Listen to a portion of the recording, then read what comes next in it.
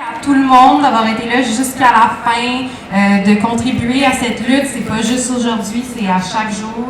Donc, toutes les personnes qui s'impliquent auprès de nos organismes, auprès des familles, dans vos propres familles, le réseau d'amis, ça aussi, ça compte, ça fait aussi partie de la lutte. Je vais rappeler nos 3 revendications en fait, qui ont été déterminées par les organismes qui organisent l'événement d'aujourd'hui. On demande la reconnaissance du racisme systémique, donc du caractère systémique du racisme, parce que M. Legault a quand même de la misère à comprendre. On demande également la fin des interpellations routières aléatoires, donc l'application du jugement du juge Hiergeau, l'application de l'arrêt Luamba, et on demande la fin des street checks, donc des interpellations dans l'espace public. Pour conclure, j'aimerais inviter Kenza de l'Alliance de la fonction publique. Donc, elle va venir vous dire un petit mot. Une bonne main d'applaudissement pour Kenza El Azouzi. Je trouve vraiment courageux d'être resté aussi longtemps sous la grosse chaleur. Félicitations, bravo. Je tiens à souligner que l'Alliance de la fonction publique du Canada soutient toutes les revendications qui ont été nommées, tout ce qui a été dénoncé parce que nos employés sont aussi victimes du profilage racial et tout ce qui a été dénoncé, entre autres le racisme systémique. Le racisme systémique fait mal, fait pas juste mal, il tue des gens. On en a eu des preuves, des gens qui sont en détention, qui sont morts, des gens qui sont morts dans des hôpitaux, des morts encore dans la rue. Nos policiers, c'est des êtres humains comme nous. Certains d'entre eux sont éduqués, d'autres moins. Et c'est pour ça qu'on est ici, c'est qu'on veut que nos gens qui sont là pour nous protéger, qu'ils soient tous éduqués et qu'ils aient les ressources nécessaires pour nous protéger quand on est dans la rue. Okay? Donc, je vais m'arrêter là. Je veux vous dire merci d'avoir été là. Merci d'être parmi nous et de continuer à militer pour ces enjeux qui sont super importants pour toutes les personnes racisées de la province du Québec. Merci. Merci beaucoup, Kenza. Donc, petit rappel, il y a encore de l'eau, il y a des collations. Allez vous en chercher, on en a en masse. Si jamais il y a des gens qui veulent rester, qui ont des témoignages à partager, qui veulent partager des messages, vous êtes libre de rester ici, c'est un trottoir. Donc, je vous encourage à vous parler les uns les autres, parce que ça aussi fait partie de la lutte. Donc, voilà.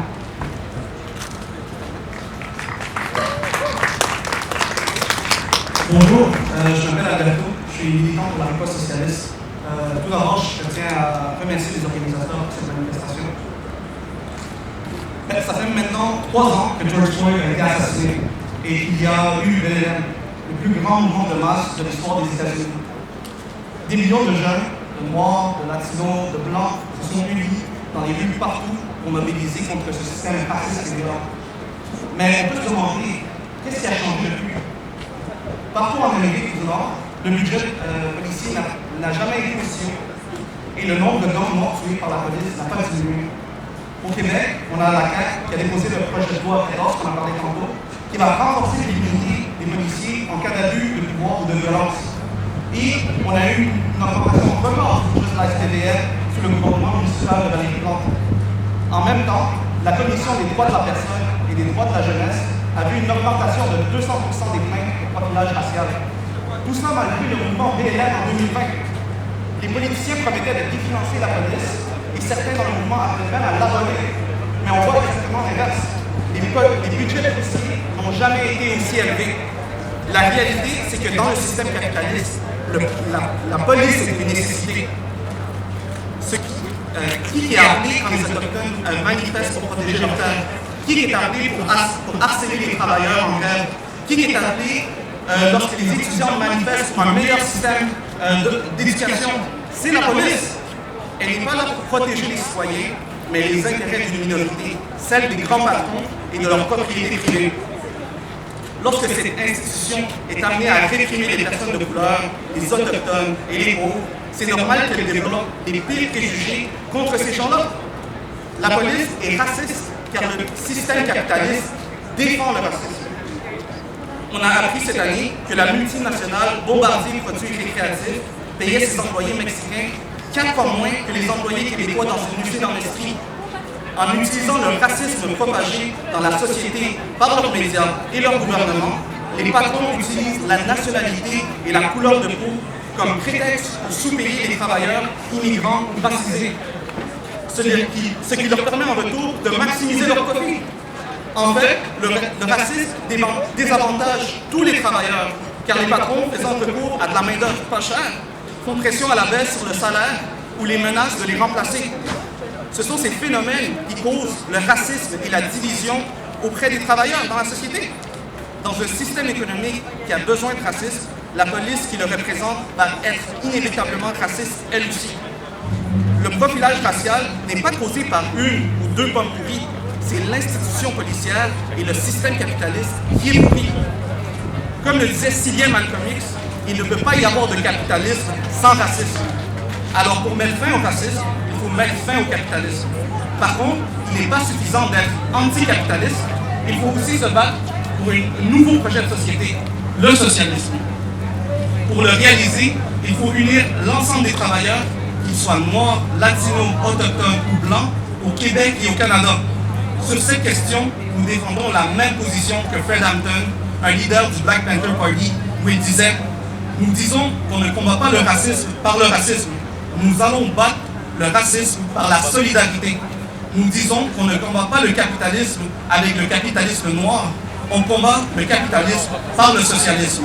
Pour mettre fin au profilage racial et au racisme, il faut mettre fin au système capitaliste et bâtir une société socialiste dans laquelle il n'y aura plus la nécessité d'une police de répression et de racisme. Merci beaucoup.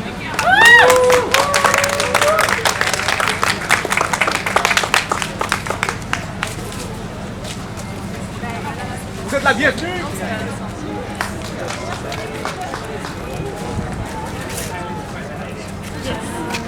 That I just left there.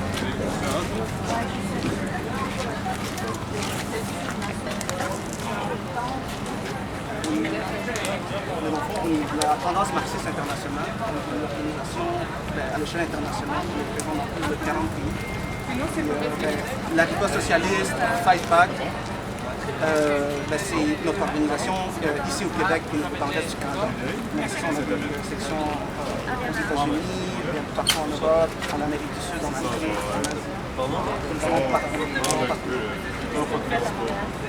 qu'est-ce qu'on fait à Montréal? On fait la même chose que dans tous les autres pays. Mais vous êtes comme vous êtes en Canada. Oui, exactement.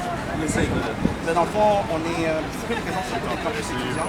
Mais on essaie de recruter des jeunes militants pour la cause du socialisme. Puis, dans le fond, c'est pas mal. C'est pas mal ça. On veut abolir concrètement le capitalisme. On n'est pas juste un journal ou une club. On construit ça.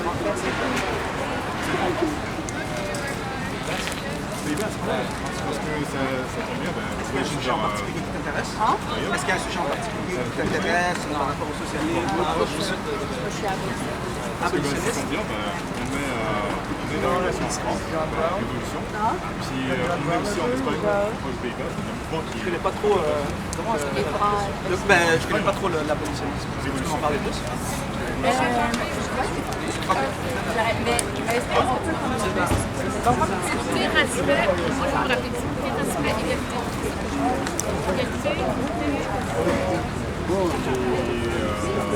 C'est ça, genre, comment dire, si tu vas à Montréal, à nous, on va te mettre en contact avec les gens là-bas.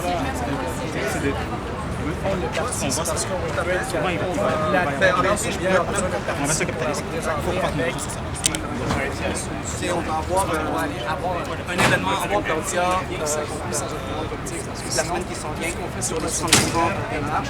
Éventuellement, quand on va avoir une politique pour soit capable de faire sinon, il y a plein d'autres événements. Est-ce que vous avez une page Instagram? Oui, on est sur toutes les réseaux sociaux. Sinon, qu'est-ce qu'il y a sur le en 1972 au Québec? C'est quoi le général? Parce que l'ensemble du Québec, qu'est-ce qui est arrivé? C'est passé sur des leaders de syndicats ont juste fini par faire des accords avec les gouvernements. Tout ça, alors, on aurait pu avoir beaucoup plus avoir une représentation politique du là. Et justement, parce qu'une fois que le Québec a un certain pouvoir politique, capable d'avoir une bougie, de dire, hey, si on veut faire des trucs, c'est ça. C'est plus que le Canada bénéficie de la génération à bois. Un vrai changement vers le socialisme va être impossible parce qu'ils ont toujours l'habilité de revenir que c'est impossible. Mais tant que le socialisme est impossible dans le Canada, mais que tant qu'il y a cette relation qui existe, cette relation d'empire avec le colère et le diamant, Mon parcours est en travail social. et battre contre ces interventions, aider à féminiser. Mais moi, perso, je pense pas. La directrice de recherche